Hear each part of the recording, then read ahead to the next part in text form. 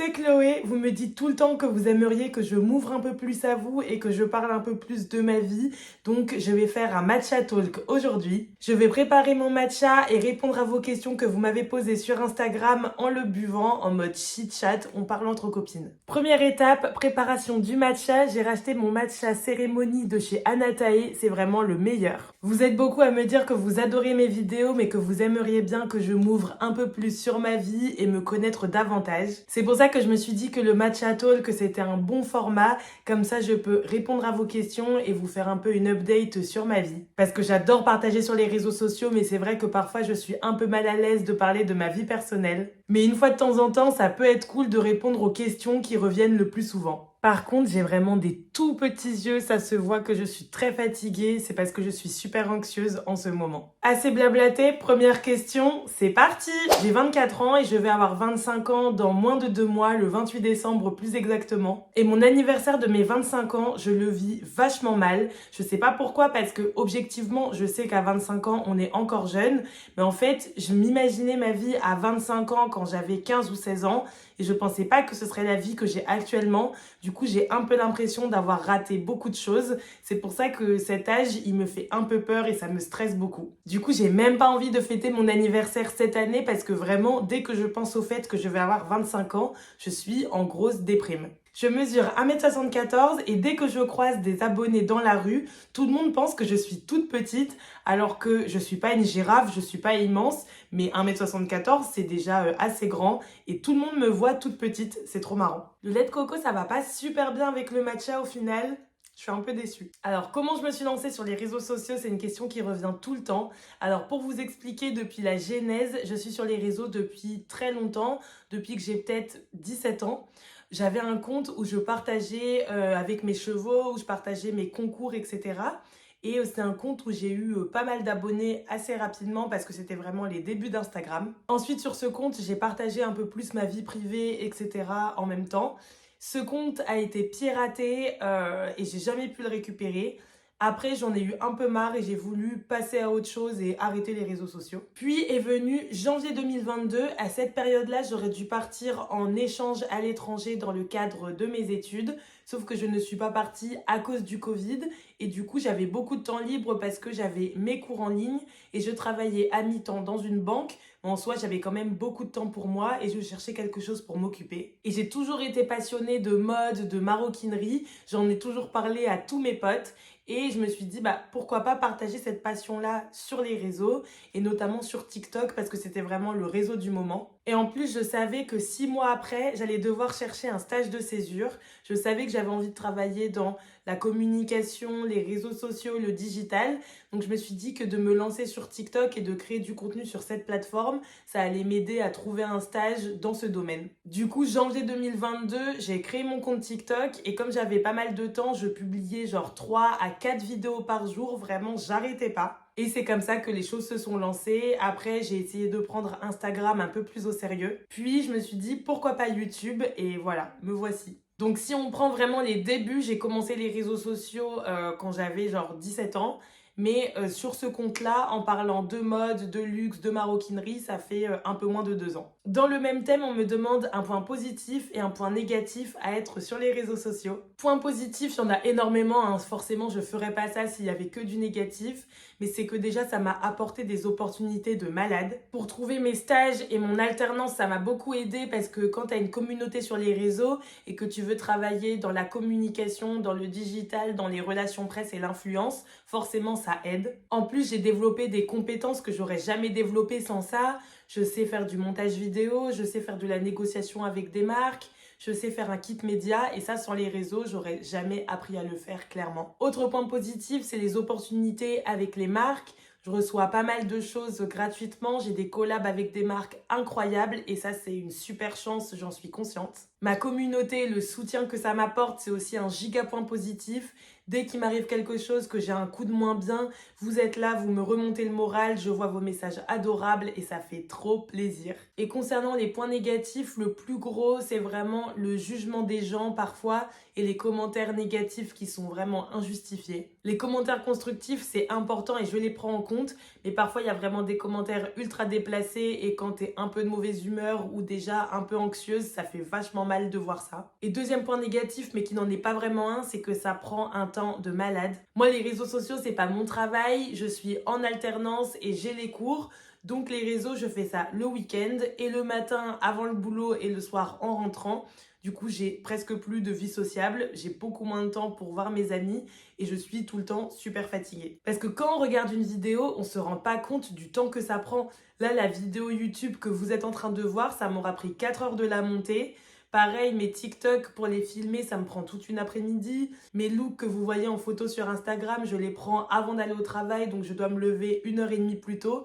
Donc vraiment, ça prend un temps de fou. Et quand tu fais pas ça à plein temps, tu peux vite être épuisé. Ce que je fais comme étude, quelle est mon école? Je suis en école de commerce à Rennes School of Business en Master 2, en alternance dans une maison de maroquinerie. Et je ne me prédestinais pas du tout à faire une école de commerce parce que avant ça, j'ai fait la fac de droit. Donc je me destinais plutôt à faire notaire, avocate, magistrat. Et je me suis rendu compte que c'était pas des boulots qui matchaient vraiment avec mon caractère.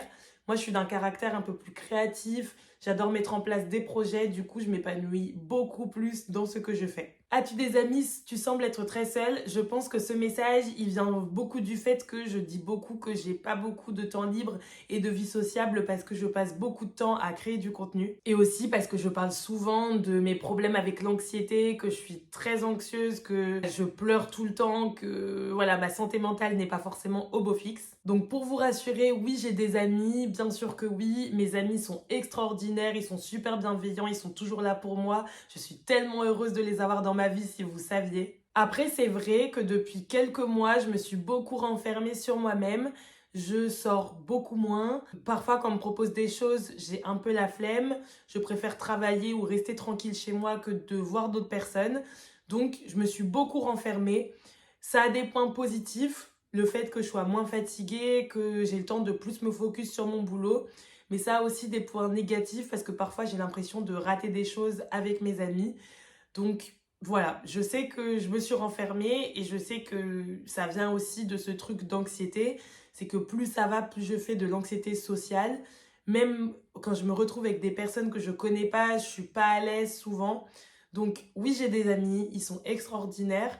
Et je pense que des fois, il faudrait que je fasse un peu plus d'efforts pour plus les voir, davantage organiser des choses et pas tout le temps écouter ma flemme ou la petite voix qui me dit Chloé, tu ferais mieux de travailler. Et pareil, j'aimerais bien rencontrer peut-être plus de nouvelles personnes pour vaincre cette anxiété qui est tout le temps là. Donc oui, je suis entourée et parfois quand je me sens seule, parce que je me sens très souvent seule, c'est aussi de ma faute, c'est moi qui me renferme sur moi-même. Une question qui est un peu similaire, est-ce que je souffre d'anxiété et est-ce que j'ai des conseils? Alors oui, je souffre d'anxiété et j'ai l'impression que plus le temps passe, pire c'est. Mes conseils, après je suis pas une professionnelle de la santé, donc je vous dis ce qui peut fonctionner sur moi, mais c'est vraiment le sport. Lorsque je fais du sport, je me sens mieux instantanément après, vraiment ça me vide la tête. Donc le sport, trop bien. Des compléments alimentaires, par exemple le magnésium, ça agit vachement bien sur le stress, la fatigue, parce que quand t'es anxieux, t'es encore plus fatigué. Donc voilà, compléments alimentaires, magnésium, vitamine D, le sport, bonne alimentation, un bon sommeil, et ça c'est des choses qui fonctionnent assez bien. La cohérence cardiaque aussi que j'ai découvert il y a peu de temps, c'est super bien pour l'anxiété. Il y a des vidéos sur YouTube, 5 minutes cohérence cardiaque et c'est vachement bien. Après, je pense que le mieux c'est de se faire aider, commencer une thérapie parce que c'est ce qui va t'aider sur du long terme. Là, ce que je te dis, c'est vraiment des petites choses qui vont aider sur du court terme. Ce que je pense du Nolita de Saint-Laurent, alors moi je possède ce sac et je l'adore. Je vais vous le montrer d'ailleurs, il est juste à côté de moi. Ma beauté! Le Nolita, je l'ai acheté en février dernier, je crois.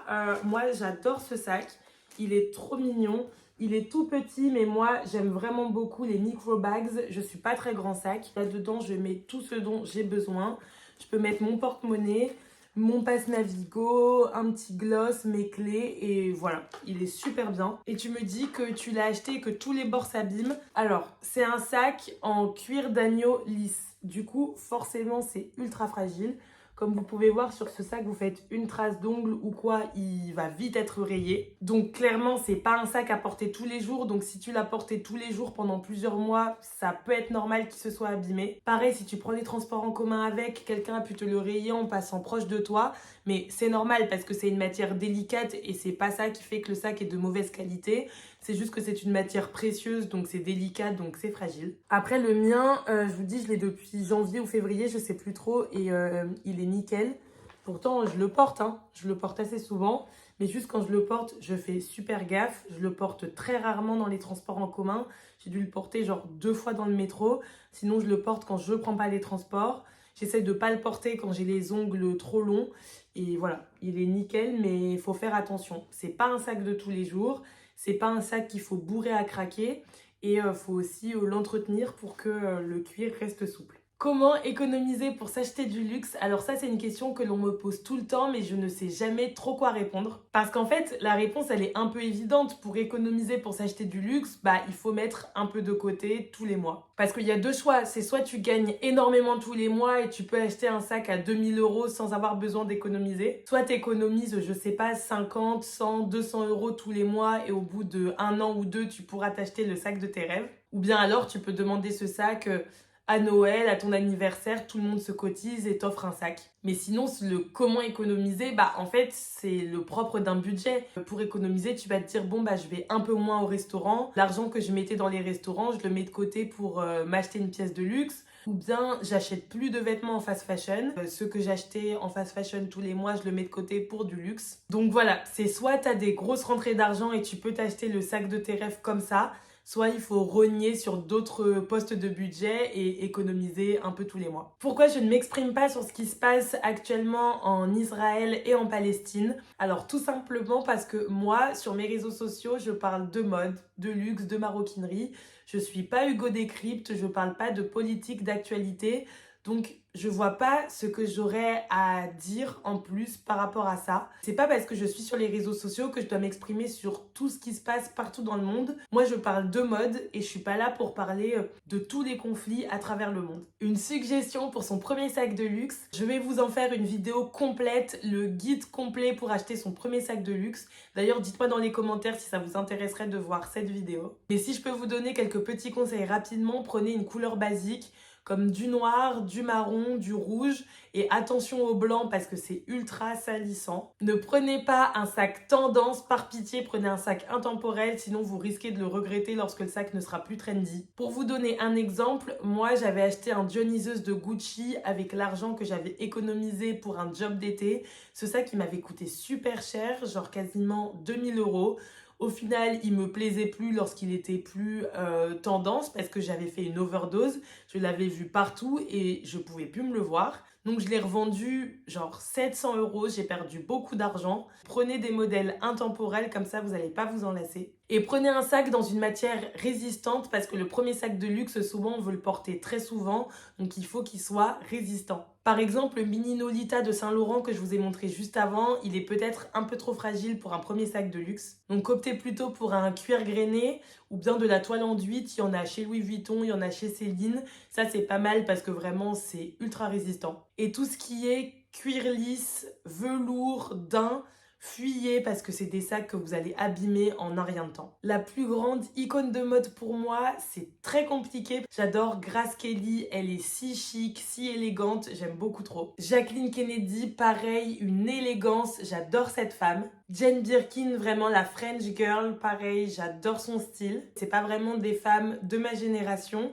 c'est des femmes plus âgées et qui sont vraiment les icônes de la mode selon moi. Ma maison préférée pour une ceinture, alors j'ai pas vraiment de maison préférée pour telle ou telle pièce, mais dans les ceintures que j'aime bien en ce moment, j'en ai vu une super belle chez Bottega, je vais vous mettre la photo parce que je me souviens plus du tout de son nom. Ma ceinture préférée de tous les temps, c'est la Kelly de chez Hermès, elle est si chic, le fermoir Kelly, il est magnifique. J'adore aussi la ceinture Loewe avec les 4 petits L parce que le logo Loewe, il reste quand même assez confidentiel, donc je trouve que ça fait pas ostentatoire et c'est quand même une ceinture un peu bijou. Mon avis sur le cuir lisse, alors comme je vous ai expliqué quand je parlais du mini Nolita, Le cuir lisse, c'est très beau, ça donne un aspect très chic, très précieux. Franchement, je trouve ça magnifique. Après, quand on achète un sac en cuir lisse, il faut faire plus attention qu'avec un cuir grainé, ça c'est sûr.